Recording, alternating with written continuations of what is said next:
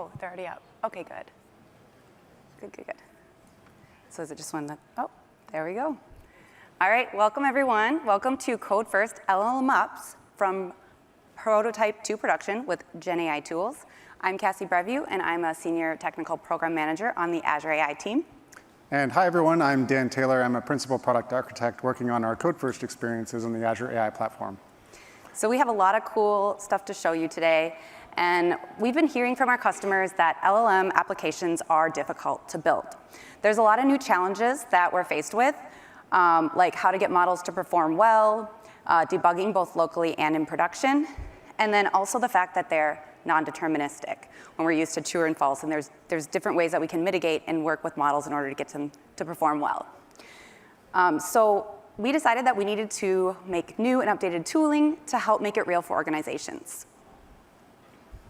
So if you think about the process of building LLM applications, it works a little bit differently, and we talk about these 3 different iterative loops. There's a lot more experimentation that's happening as you're developing the applications. First, you might start ideating, building an initial proof of concept. You just start with some LLM calls with some hard-coded information and some prompts, just to see what the LLM can do, to see if your ideas are possible, feasible.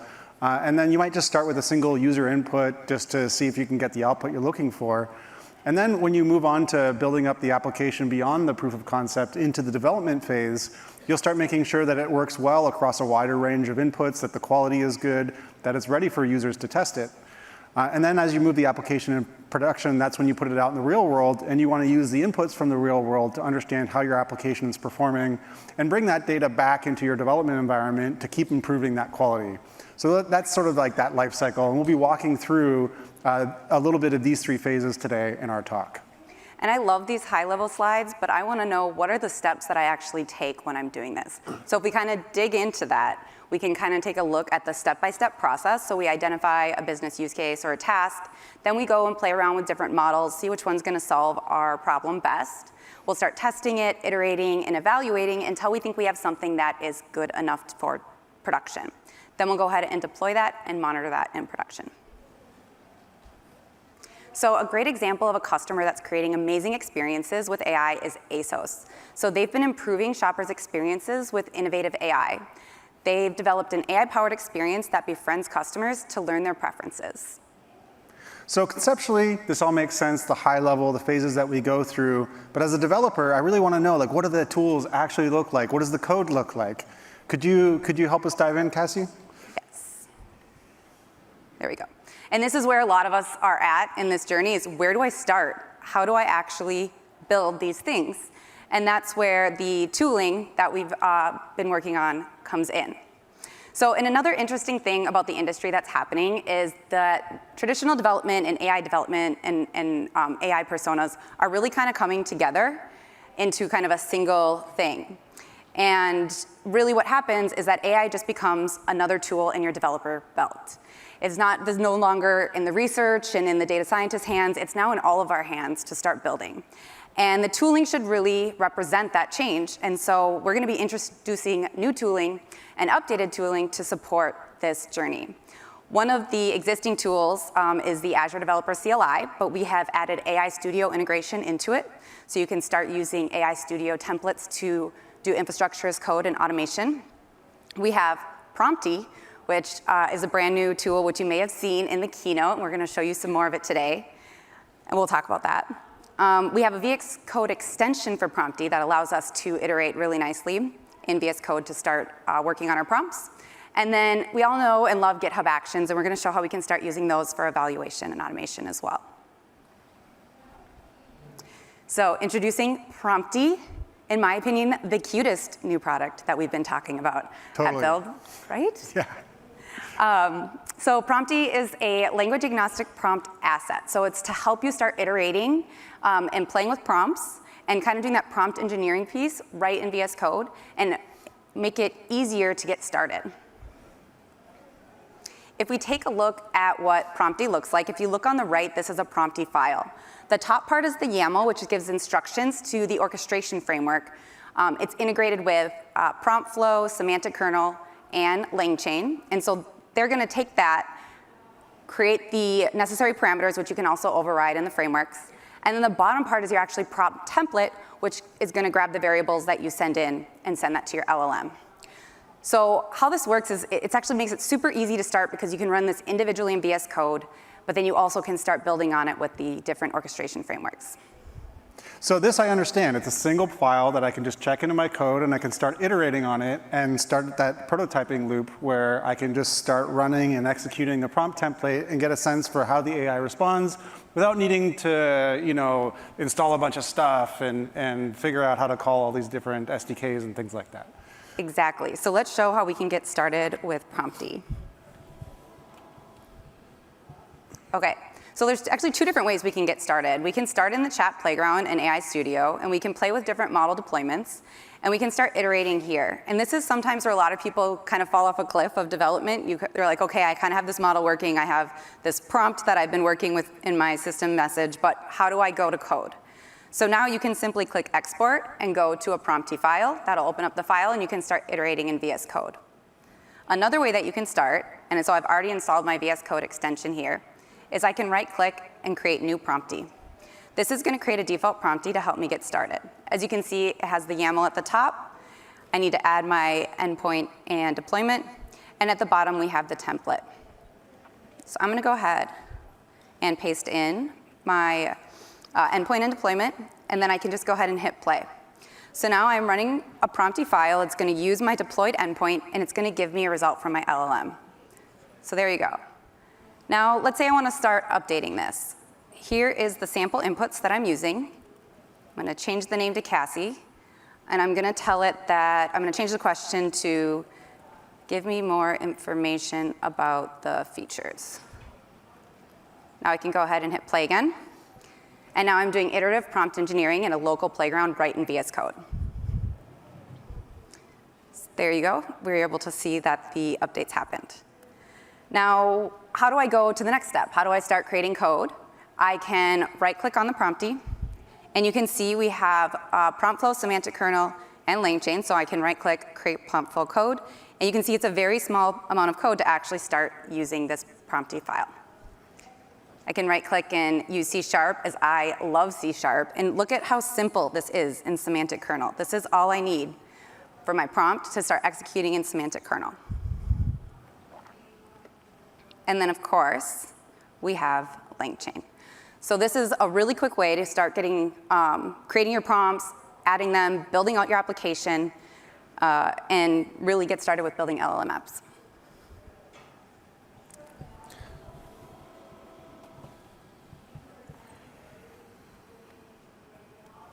So a tool that I mentioned early too is the Azure Developer CLI, and if you're not familiar with that, it's a really amazing tool that really streamlines deploying applications to Azure. So we have new AI Studio support, as I mentioned, but we also have been working on samples. So if you go to this link, you'll find a list of samples that are using Prompty and AZD that you can deploy with that single command of AZD up. It has popular AI solutions, so we have things like summarization, RAG, and then we also have the one that we're going to be looking at today, which is the creative agent. So you may have heard a little bit about agentic programming or multi-agent programming. We're going to be looking at a solution that we're going to do that we're creating with Prompty and PromptFlow. So the way that the researcher works is it's using function calling to use the Bing API to go get the results from the web. And then it's going to use AI search in a vector database in order to get the appropriate information. And then it's going to give it to the writer agent. The writer is going to take all that information and it's going to create an article that we're going to return to the user so that they can start marketing their products. And then lastly, the editor takes a look and says, yes, this is good, or no, it's not, try again. So this is pretty cool, Cassie, but I noticed there's a lot of infrastructure here. I need to set up, an AKS cluster, managed identity, front end, back end, AI search, Azure OpenAI service. This would take me like a week to do if I was clicking around in the Azure portal and wiring everything up for myself. Right, so we're actually gonna spend the rest of this session just creating those resources, so you gotta go check out the, just kidding. We're here for a week, everyone, yeah. Okay, let's see how we can make this better. Let's go back to how we can build this. Okay, so as I was talking about, we had the collections, And here you can see, this is the one that we're looking at. You can go use these right now. This Assistance API one was in a couple sessions already. You may have seen the Contoso chat one, which is our RAG sample.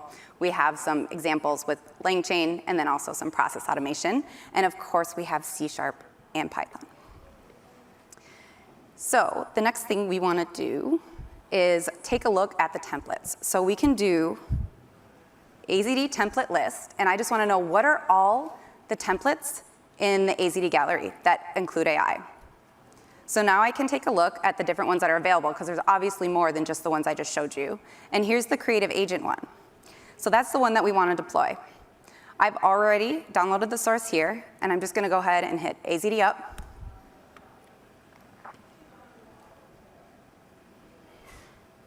Select my region.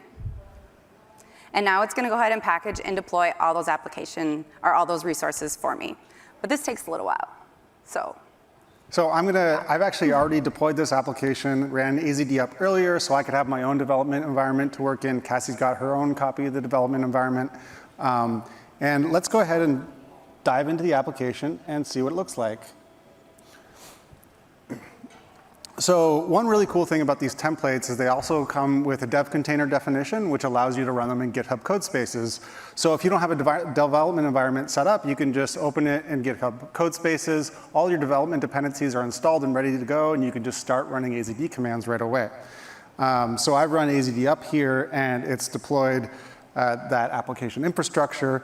And before I take a look at the application, I just want to call out a really cool thing that I love about Codespaces. Sometimes it comes up with like really cool names. So this Codespace is my Crispy Space Yodel. And so whenever I find a cool Codespace name, I just sort of hang on to it and keep using that one because I become very attached to them. So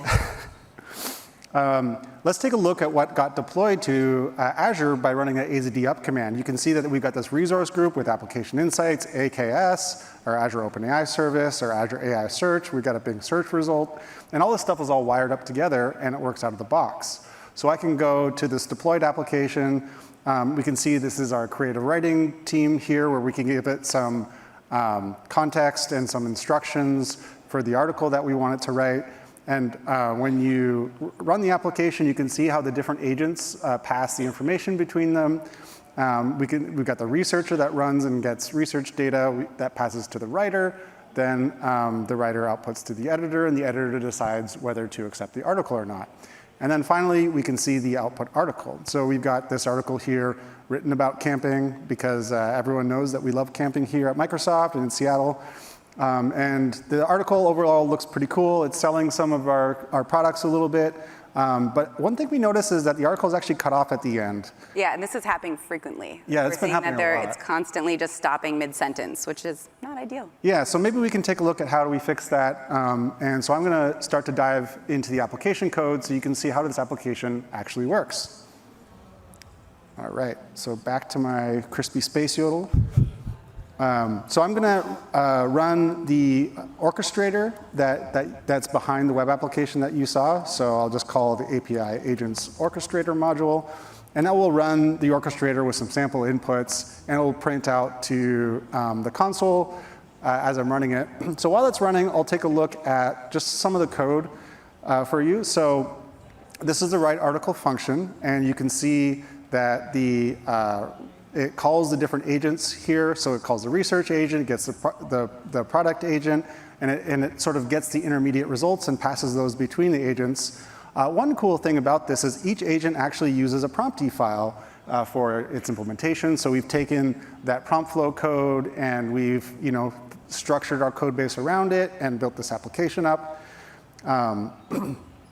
And another thing is that, as a developer, I'm used to just printing stuff out to the console and using the console outputs, but it's kind of hard to read.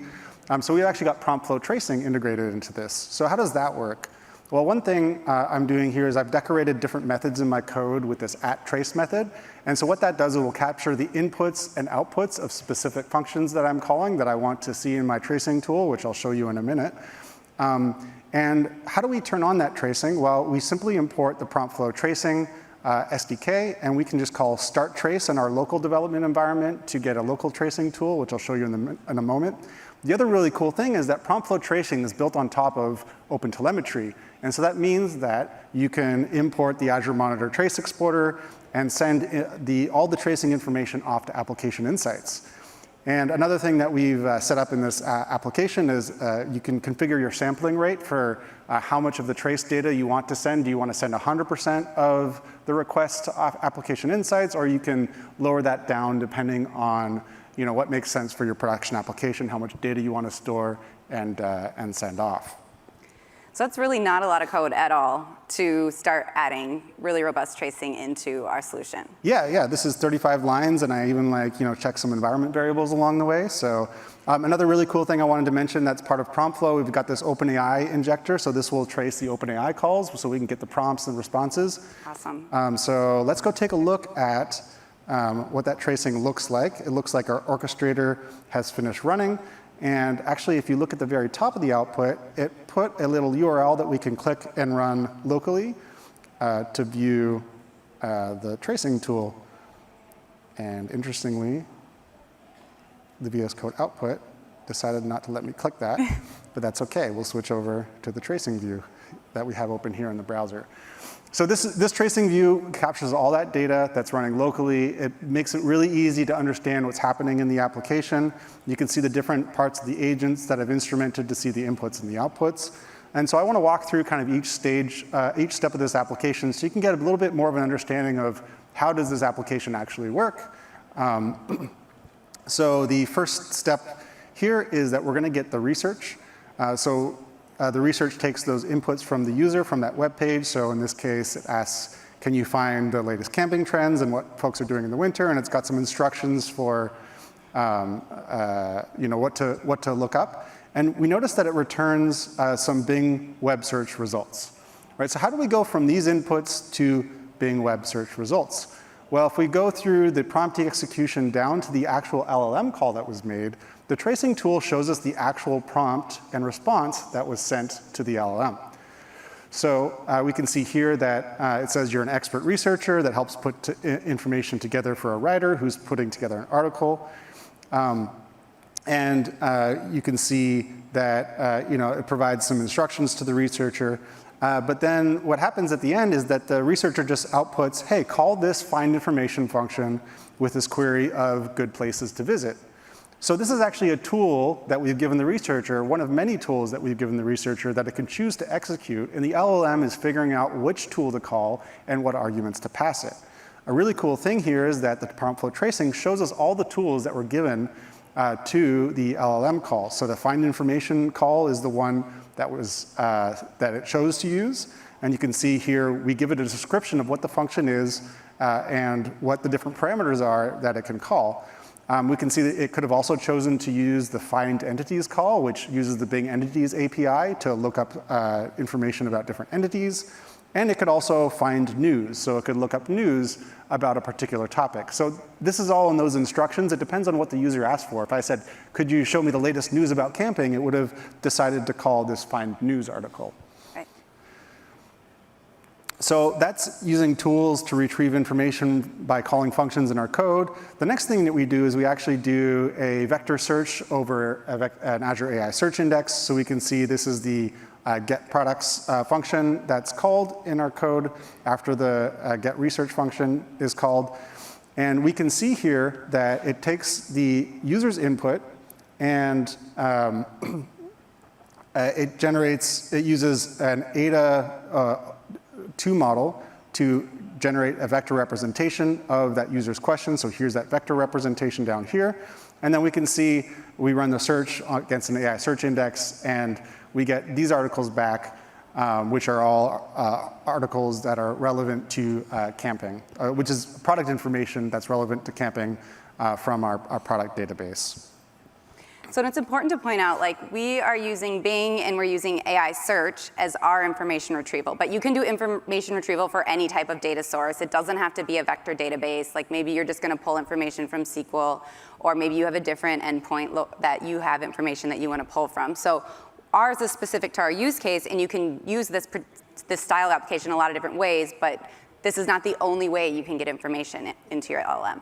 Exactly, and so you may need to just call an API in your application to get information about the customer or all sorts of different things. There's lots of different information that you can feed to these LLMs in order to generate a prompt.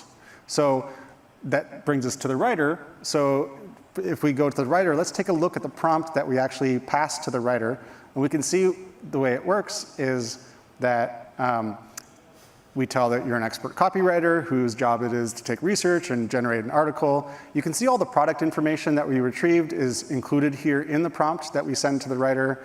You can see that the web search results are also included in the information that we send to the writer, as well as a few examples that show the writer, here's what you do with sample product information. Here's an example that you might get, and here's how you might translate that into the article. And so on. And then finally it says, hey, write a fun and engaging article between 800 and 1,000 words about the topic, and that's this is the initial request that the user passed in. And so then we can finally see, here's the actual article that was generated as a result, and yeah, look, it's cut off again. It's very durable as it. So what is the LLM parameters that we're sending in? That's a good question. So we can see not only the prompts, but what were the parameters. And I'm looking here and it says that the max tokens are 512. 512 tokens, but we asked it for 800 words. That's less. That seems a little bit less. Yeah, probably, that could be a problem. Yeah. So that's something that maybe we'll try and tweak that later and fix that. I'll get to that in a moment. But let's just kind of finish going through the trace here. Because just, finally we see that the editor gets to decide, what to do, and it decides not to, it gives some feedback, but decides the article's fine, and we'll let that go back to the user. The other thing that's really cool is because we're using tracing, we were able to really easily see what we're sending to our prompt. So we were actually able to see the prompt and see what the words are, but then we're also able to see the parameters, and we're easy to really dig in and figure out what's wrong with it. So we had this amazing observability. And before this, it was really hard to debug LLMs. So this is a great way to really start understanding what they're sending, how they're generating it, and figure out what's happening when you're having issues. Yeah, and it really speeds up that iteration loop as you're experimenting with different things, because you can just figure out what exactly is happening and what you might want to try next. So another thing that we have integrated into this application is that we're actually running prompt flow evaluators inline the application on the result of the output article. And so you can see that the way this works at a high level is that we collect all that information that was generated as the orchestrator was running, and we put that into a set of fields, query, context, and response, where query is the request from the user. The context is information that was generated by the system that we're going to use to ground the LLM's response. And then finally, the response is the output from the LLM. So we pass these through our Prompt Flow Evaluators SDK, and that gives us some evaluation scores here. You can see we're not doing super well on some of these scores. Yeah, and the cutoff article might be that. So if you're not familiar with what the evaluation metrics are, relevance is the answer relevant to the question that the user asked? Fluency is does it flow? Does it make sense? Coherence is also does it kind of make sense, and is it working and making sense and answering the questions? And then groundedness is it truthful? Is it actually giving information based on the products that are coming in and grounded in that truth and not giving out hallucinations or making up information that is not true? Yeah, so you can see, we're definitely using the information about products in the article, so it seems pretty grounded, but the article's cut off. It's a little bit salesy, It is It's a little bit salesy, yeah. So I don't know how relevant it is to what I was actually asking it. But these metrics can help you get a sense of the quality of your application without having to manually go in and inspect every single input and response, and then help you figure out where you might want to focus your debugging efforts. I'd love to actually take a moment to show you how you actually can integrate the Prompt Flow Evaluators SDK into your application to generate some metrics like these. So if we continue on through the end of the orchestrator, you can see there's an if statement here that says if evaluate, go ahead and evaluate the article in the background. And we pass all the context that was generated as part of running the application to this evaluate article in the background function that I've defined here. And we can just go to definition in code and see what that looks like.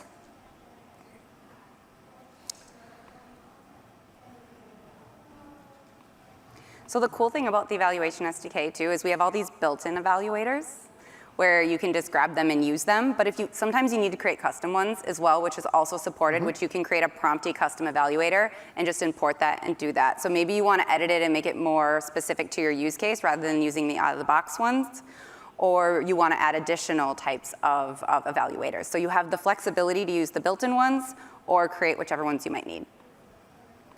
Yeah, so it seems like VS Code has decided not to make go-to-definition work in this particular moment, but that's fine.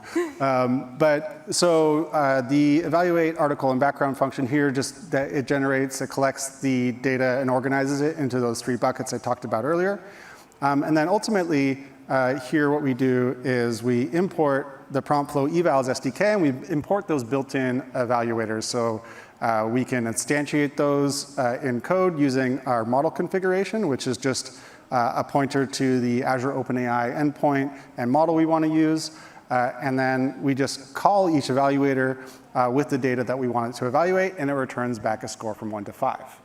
So this is really easy for you to integrate into your application. You can use evaluators in many different ways, and it really depends on how you want to use that data to iterate and improve on your application.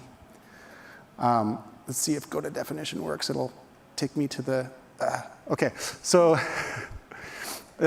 what's really cool about Python is that this is all just Python scripts that are running. And you can actually go to definition on these evaluators, and you can see what the prompts are used. So these are implemented using Prompty files that we were showing earlier. And so you can actually take those Prompty files, copy them into your code, and you can make your own custom evaluator, starting with the ones that we've defined as Microsoft. And actually, the tracing view will show us one of those prompts. So here, for example, this is the prompt that we use for relevance. And you can see that relevance, it gives the definition of the metric.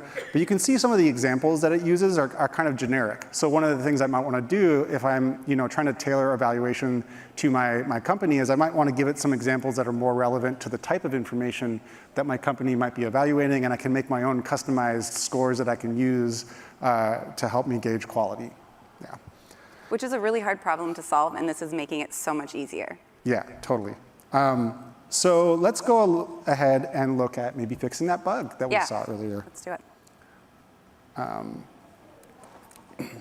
OK, so what I did here was I just made a couple changes to my code. And the first thing I did was suggest that I make the article between 300 and 500 words. And then I also increased the max token setting to 1,200. Right, so these are parameters that we can experiment with, right? So we can run a lot of evaluation to see, which parameters to really dial these in, and that's where that kind of experimentation comes in. You have to play with the parameters you're passing in and see how the application performs. So it's a little bit of a different style of development when you're building these generative AI applications. So I'm going to go ahead and check in these changes and push it off to my CI/CD environment, where I've got the template has GitHub Actions that you can configure to run on your Git repo. So when you push changes, it will go ahead and run some actions. And with the GitHub Actions extension in VS Code, I can go ahead and see what actions are running and look at my history of actions. So there's 2 actions that are kicked off. One, it actually runs the azd provision and deploy command that both Cassie and I ran. So now we've got Cassie's environment, we've got my environment, and we've got an integration environment that all is the same setup. And so we can eliminate sort of all those environmental differences when we're trying to troubleshoot and debug things, when we're chasing down bugs. So I can go ahead and look at what's happening right now when I'm running this GitHub action. We can see here it's just pulling down the azd CLI, and it's going to provision infrastructure. And this is using Terraform, by the way. It's really advanced stuff. I love it. And then it's going to go ahead and deploy the application. So that if we make any changes to our infrastructure, any changes to our application code, the GitHub action will make sure we're testing against the latest version of everything. And then the other action that we have is we have our evaluate action. So this will actually, instead of evaluating inline in the application, the evaluate action will run a set of test articles through our code and give us the scores, the evaluation scores that we can use to check and see how well is this code doing. This is going to take just like another minute to run here. So this is cool because now we're able to batch Yeah. information in and batch test. So we can have as many different tests or items as we want as we start batching and evaluating, and then we'll get those averages to understand how the model is performing. Yeah. And the cool thing is because we're using LLMs to evaluate, we don't have to add ground truth. We just need the inputs, and then this will figure out the outputs, and then we use the LLM to figure out if it's performing well or not. Yeah, and so in another minute when that completes, you can see that here it just shows here the different articles that we ran through our CI/CD system. So I've got a few different articles requests that I'm using for testing, and the updated scores that I get after I make that change. It looks like we're getting closer to all 5s across the board. Awesome. Yeah. So it looks like that helped. All right, I think that's all I wanted to show, but maybe I'll try one thing and just reloading my window here in VS Code to see if I can show you the prompty for the evaluator. Now that I'm done with my demo, I'm willing to try this out. And this is a pro tip if you're a VS Code developer. Oh, and one more fun thing. My CI/CD environment is my super duper potato. So I think that's pretty chill. All right. All right, so go to definition works. That's really awesome. So you can see it uses the relevance.prompty file. So this just uses prompt flow code just like we just showed you. This is really easy for you to copy and implement yourself. And if we dig into the site packages, we can actually see the prompty file that's used, and we can just copy and paste this, create our own prompty file, create our own evaluator. Really easy to build off of and customize. And that's a good way to do it, is to grab the ones that are built in and then start iterating on those to customize them to your Yeah. solution. Yeah. All right.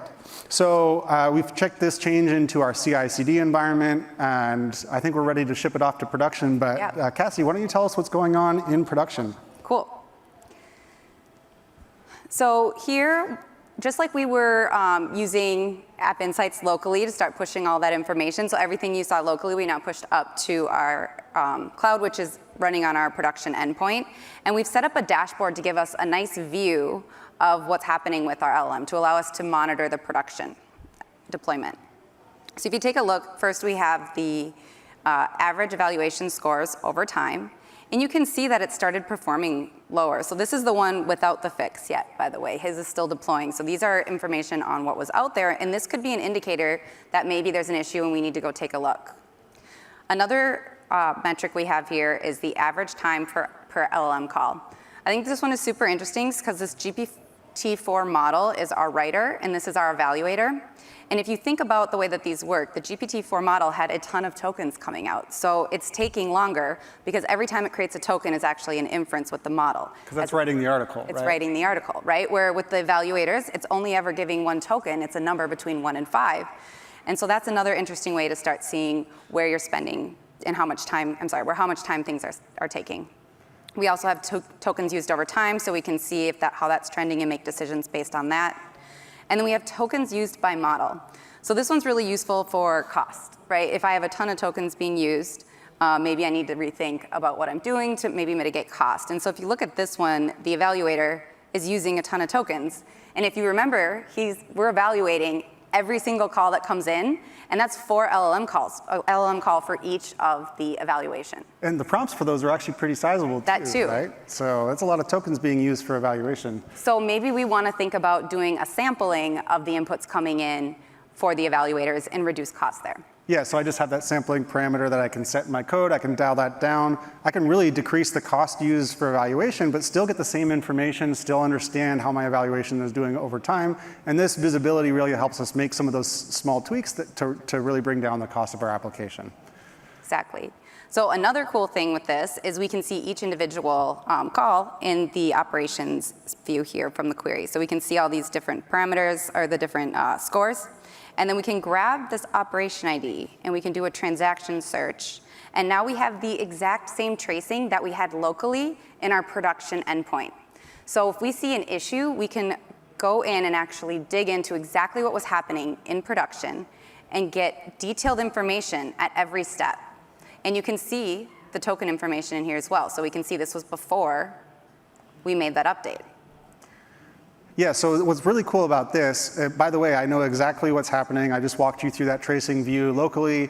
I get that same view. So, if you have something with a low evaluation score in production, you can query against that in App Insights, and then you can drill into exactly what's happening. And, in each of these things, we're capturing the inputs and the outputs, and so I can figure out which component of my application I want to focus on improving, and then I can take the data from the application insights, copy that into my development environment, maybe write a little unit test, and start iterating until I get a better result, and then check that change in and back to production again. Also, you may have remembered that I kicked off an AZD up when we started this talk. If you take a look, it took about 14 minutes to deploy this entire application, and now I can go browse, and I have a whole new instance set up. Wow, that's a lot of AKS clusters.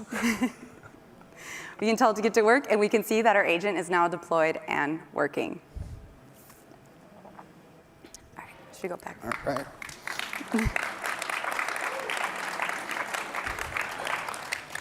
This could have been a 4-week talk. All right, so just like a little bit of a recap, because we went over a lot of really cool new things. We have the new template scenarios. So the one that you saw today is available at that link. You can go use it right now, as well as other scenarios. They are all Prompty enabled and have really cool cutting edge things that you can start using. So definitely go check that out. We also saw how we can start doing GitHub Actions to do batch evaluations on every check-in, so we can see how our performance is changing as we're iterating on our prompt. And since we have a Prompty, we also have that in our source, so we're actually being able to look at what happened with the change in our prompt, and then see that information in the evaluations. Then we saw the amazing tracing and debugging. That is just so useful when you're trying to figure out what's happening, what are you sending to your LM, what's coming back, why are things performing a particular way. The tracing and debugging makes a huge difference in starting to make these real, both when you're creating and then also in production for monitoring. So you saw the dashboard where we were able to see the monitoring in production. And then we have these new announcements, which we've talked about. So we have Prompty, we had the tracing and debugging, we have the monitoring for GenAI, and then we have the AZD integration for AI Studio. Another thing is, so we showed you monitoring and evaluation in App Insights and using AKS. You can also do all of this in AI Studio, and it has evaluations and tracing built in there. So if you're deploying with AI Studio, you have all the same tooling there. So you can choose the way that you want to deploy for the type of solution that you're creating.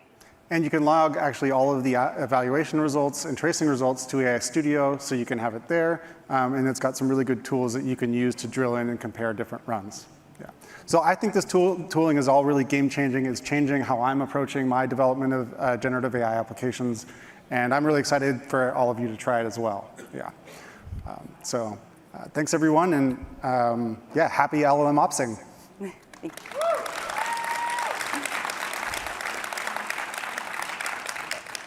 Be sure to check out the Prompty session tomorrow. Yes. Yeah, we're going to go The Prompty deep on. session is going to be awesome. Yeah. So we just showed you a little bit of Prompty. There's more Prompty.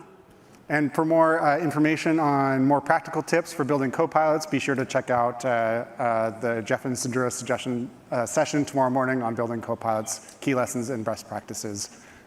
And yeah, there's more about advanced RAG with Azure AI Search as well. So enjoy the rest of the conference, everyone. All types of good AI.